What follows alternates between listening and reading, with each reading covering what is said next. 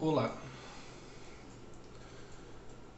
começo esta semana, hoje é segunda-feira, com o estudo do livro O Evangelho segundo o Espiritismo. É a segunda semana, né? Semana passada eu já comecei, hoje é a segunda semana e o título deste vídeo vai ser O Evangelho segundo o Espiritismo, Allan Kardec, introdução, objetivo desta obra. Como eu já expliquei em vídeos anteriores, eu estou começando o estudo do Evangelho desde a primeira página. Eu sei, como espírita que sempre fui, que a maioria das pessoas não estuda a introdução. E a introdução, ela é muito importante para as pessoas já terem uma boa noção do que é o Espiritismo. O que a maioria das pessoas não tem. A maioria das pessoas não sabe bem o que seja Espiritismo. Mesmo entre os espíritas e principalmente entre as pessoas que não são espíritas. Então, por isso, vamos à introdução, que é muito importante e eu gostaria que você lesse em casa. Começando. Introdução, objetivo desta obra. Eu vou ler alguns trechos, né? Como eu sempre falo, eu não leio todos, porque senão o vídeo ficaria muito longo e o estudo seria mais prolongado ainda. Mas eu leio os trechos principais e convido novamente você a ler o texto em casa. Podemos dividir as matérias contidas nos evangelhos em 5 partes. 1. Os atos comuns da vida do Cristo. 2. Os milagres. 3. As profecias. 4. As palavras que serviram para o estabelecimento dos dogmas da Igreja. 5. O ensino moral. Se as 4 primeiras partes têm sido objeto de discussões, a última permanece inatacável. Ou seja, o ensino moral é a essência do Evangelho segundo o Espiritismo. E é a parte que hoje em dia, é a parte que atualmente as pessoas menos dão importância. Infelizmente. Outro trecho. Para os homens, em particular, homens aqui no sentido de ser humano, homem e mulher, né? Então, para o homem e para a mulher, em particular, é uma regra de conduta que abrange todas as circunstâncias da vida privada e pública. O princípio de todas as relações sociais fundadas na mais rigorosa justiça. É, por fim, e acima de tudo, o caminho infalível da felicidade a conquistar. Uma ponta do véu erguida sobre a vida futura. Este trecho que eu sempre destaco, né? Sempre estou lembrando, ou falando, conversando com alguém, ou teclando, ou publicando nas redes sociais. Esse é um dos trechos do Evangelho que mais me chamou a atenção. Porque ele já está no início e chamando a atenção para a necessidade do ensino moral e da regra de conduta, que são as mesmas coisas. E muitas pessoas nunca leram isso, eu tenho certeza. E é triste. Então, enfatizo mais um pouco. O Evangelho é uma regra de conduta tanto para a vida privada quanto para a vida pública. Ou seja, para todas as situações da vida, né? Sejam profissionais, de lazer, familiares, né? Então, o objetivo de uma pessoa ter religião, no caso a espírita, né, mas todas as outras, é a pessoa aprender, né, a pessoa adquirir o ensino moral, é a pessoa obter uma regra de conduta. E como ele fala aqui, a regra de conduta objetiva a felicidade, objetiva a todos viverem bem, né? Próximo trecho. Para evitar esses inconvenientes, quer dizer, ele está se referindo a trechos acima, né, que eu pulei. Reunimos nesta obra os trechos que podem constituir, propriamente falando, um código de moral universal, sem distinção de cultos. Isso é importante. É o código moral que serve para qualquer pessoa, né? Independente de ser espírita ou não, independente de ser cristão ou não, né? São ensinamentos muito lógicos que estão em uma ordem de raciocínios, numa ordem pedagógica muito boa, né? E que seria muito interessante as pessoas conhecerem. Por isso que eu estou gravando esses vídeos, né? Eu gostaria de alcançar muito mais pessoas. Espero que um dia eu consiga, porque esses ensinamentos são fundamentais para o nosso bem-estar, para a nossa felicidade.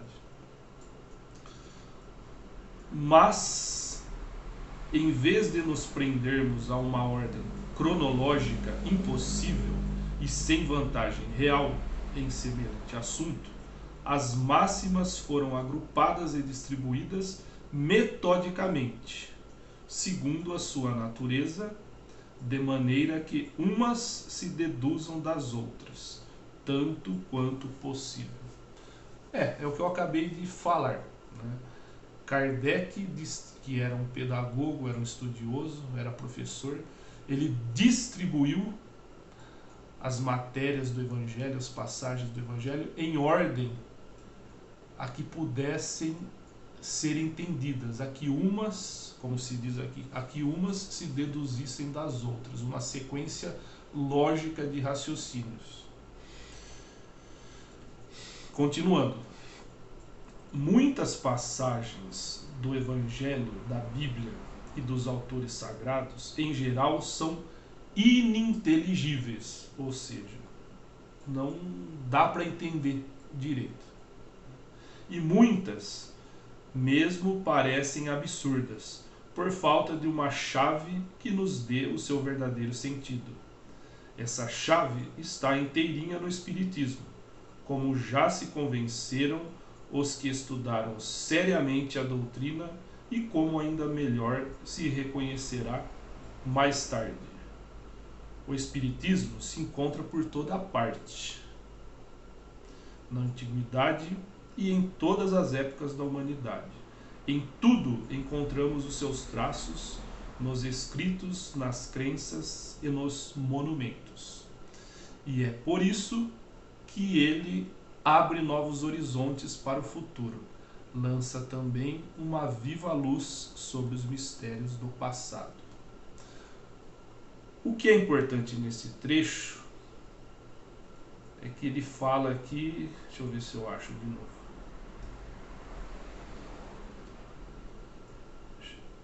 Bom, eu não estou achando.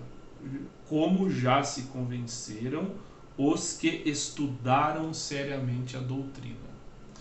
Então, para a pessoa chegar a determinadas conclusões, né, é preciso estudar.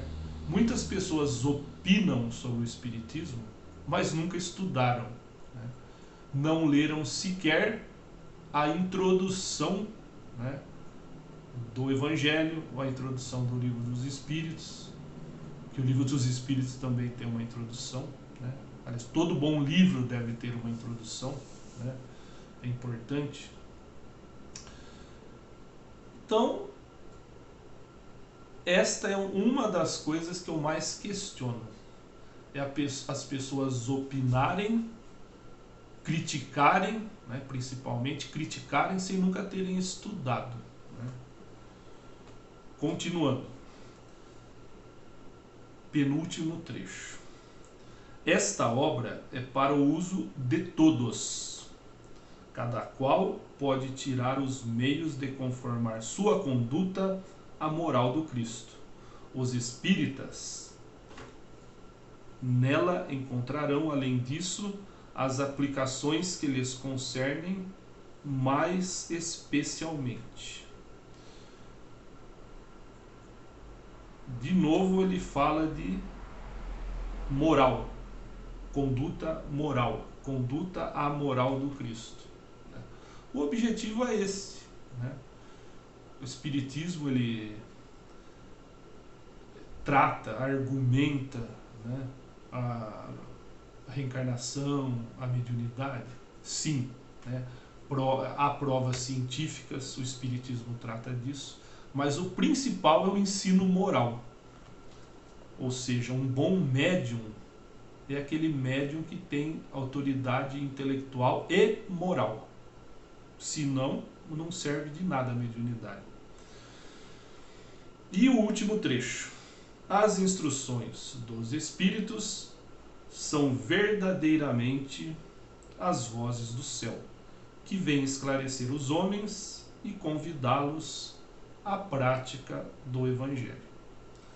Então, este livro serve para isso. Vou repetir. Os espíritos, né, as vozes do céu, vêm esclarecer os homens, porque o que está aqui são verdades, só não sabe disso quem nunca estudou. Quem estudou, e eu os convido para isso, vai concluir a mesma coisa. Então vem esclarecer os homens e convidá-los à prática do Evangelho. Porque, como diz no começo, o Evangelho é uma regra de conduta que serve tanto para a vida privada como para a pública. Então, não é uma lei, né? São leis que estão no Evangelho. Nós aprendemos as leis divinas no Evangelho. E se são leis, elas devem ser praticadas, né? Não adianta teimar e não praticar. Se nós teimarmos, será pior para nós mesmos e mesmas. Então é melhor conhecer. Por isso eu estou fazendo este estudo desde o início, né? Cada vídeo eu leio um trecho de mais ou menos, meus vídeos são por volta de 15 minutos, se passam é pouco, né? E eu gostaria muito que você que assiste esse vídeo acompanhasse o meu estudo, né? Acompanhasse esse estudo continuado e que me ajudasse a divulgar para outras pessoas, porque quanto mais pessoas conhecerem o Evangelho, o que poucas religiões cristãs fazem, né? Pouquíssimas religiões cristãs estudam o Evangelho de Jesus. A maioria criou rituais próprios, né? E o Evangelho de Jesus, infelizmente, fica ao segundo plano. E o Espiritismo é uma doutrina que resgata esta essência. Então eu agradeço por você assistir a este vídeo.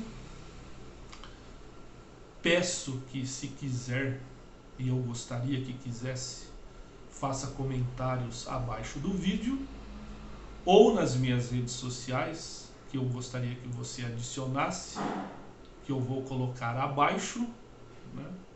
Como também os sites que eu fiz para divulgar os meus livros. Eu agradeço você assistir esse vídeo e até o próximo.